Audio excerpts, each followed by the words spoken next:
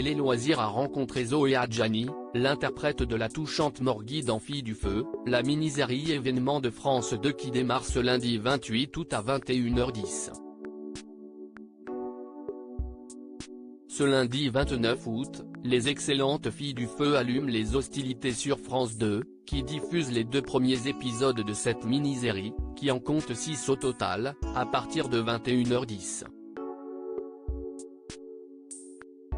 Dans ce bouleversant drame, inspiré d'une histoire vraie s'étant déroulée au début du XVIIe siècle au Pays Basque, Zoé Adjani, nièce de l'icône Isabelle Adjani, incarne Morgui, descendante d'une longue lignée de guérisseuses avorteuses, dont le caractère pur, innocent et dénué de tout cynisme ou appréhension, rend vulnérable.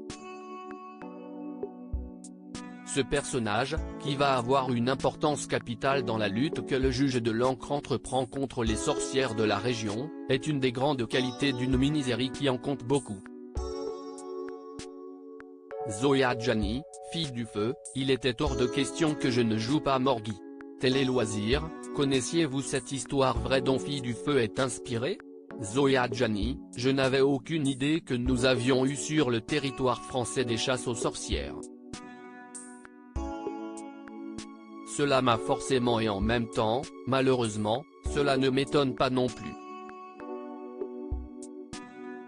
Cela remet en perspective l'héritage traumatique qu'on a aujourd'hui d'ailleurs.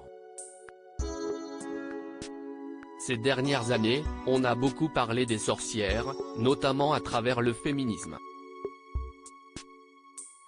Mona Chollet a justement écrit un superbe bouquin, Sorcières, la puissance invaincue des femmes, paru en 2018, note de la rédaction, qui déconstruit l'archétype de la sorcière et ce qu'elle représente de nos jours dans la société.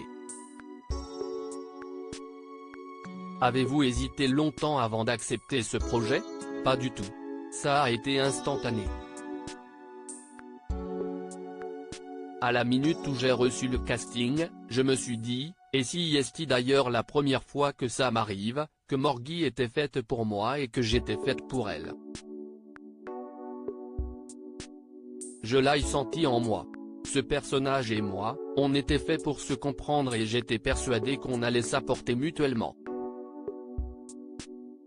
En tant qu'actrice, le casting ou les essais sont des étapes particulières et il faut apprendre à ne pas prendre personnellement l'issue de ces étapes.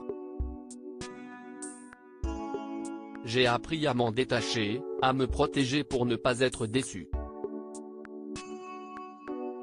Mais c'était différent pour Morgui, il y avait une évidence et il était hors de question que je ne la joue pas. Rire, comment vous définiriez-vous votre personnage?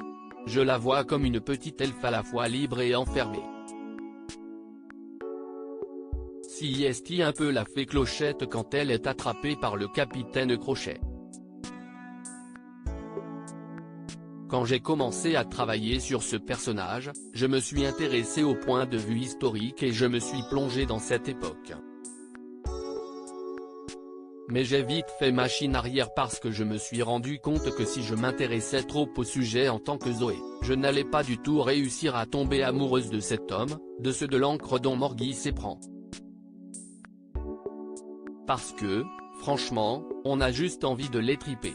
Rire, du coup, je me suis plus penché vers les légendes, la mythologie basque, les chants, tout l'imaginaire qui se trouvait autour. Et j'ai trouvé des très belles légendes sur des géants qui dormaient dans des montagnes, sur des dieux serpents, sur cette déesse, Marie, à la fois mère nourricière et créatrice d'orage. J'ai nourri Morgui de cet imaginaire-là. C'est pour cela qu'elle est devenue, pour moi, cette petite elfe, cette petite fée qui n'a pas vraiment de responsabilité dans la vie, se balade pieds nus dans la forêt toute la journée et rentre le soir auprès de cette famille aimante mais aussi dévalorisante pour elle. Zoé Adjani, Fille du Feu, le piège était de vouloir en faire trop. En tant que comédienne, quel était le plus gros piège de ce personnage? Parce qu'un fait, si est une ligne de crête très étroite. Si est vrai.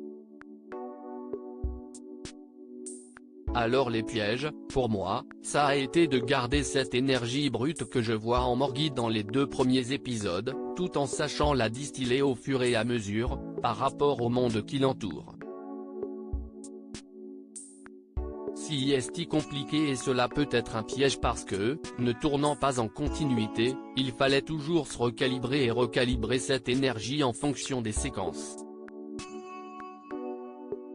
En parallèle, je voulais aussi apporter de l'humour.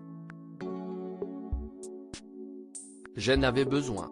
Je pense aussi que j'incarnais le seul personnage à pouvoir apporter cette touche. Les autres sont dans des enjeux tellement glauques, complexes et noirs, avec des problématiques fondamentales. Donc ça, c'était à la fois mes pièges et mes challenges. Le piège était de vouloir en faire trop. Avec ce genre de personnage, on peut aller tout de suite trop loin, trop vite, trop fort et je n'avais pas envie d'être dans cette force. Pour trouver ce juste milieu, ça a été un fin mélange et j'espère avoir réussi.